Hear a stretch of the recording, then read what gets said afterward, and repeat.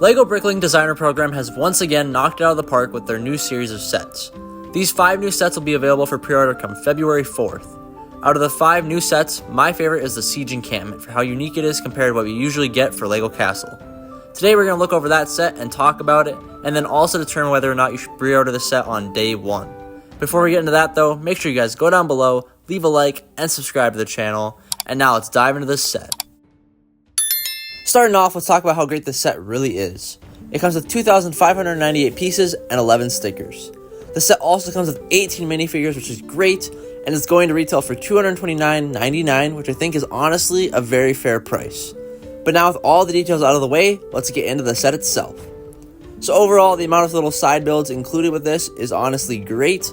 There's 2 tents, a catapult, an eating area, a blacksmith area, 2 horses and wagons, a white soldier tent, 2 spike wall builds, a protective wall for soldiers, and finally the giant siege engine. The next picture here you can see just more of the awesome siege engines. The detail there is honestly insane, and I love how clean they all look.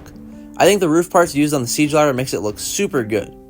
Next up, we have a more up close look at the eating area, which has a very nice big table, a fire to cook food over, and then plenty of stored food around it.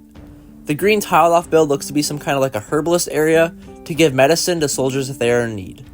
The blacksmith area looks awesome with a forge and then a ton of different weapons as well. Finally, the white tent looks awesome and super clean because of how it has been tiled off. I think a super cool detail about this set is that we can see in this next picture that you guys can actually change out whether you want the encampment to be for the Black Falcons or for the Lion Knights. It's great that the set actually includes all these extra parts and you don't have to go out of your way to buy them. Looking at this set in front of the Lion Knight's castle, it just looks amazing, and the siege ladder actually matches up perfectly to the height of the castle walls. It also is able to do that with the Black Falcon's fortress from the last Bricklink Designer Program set release.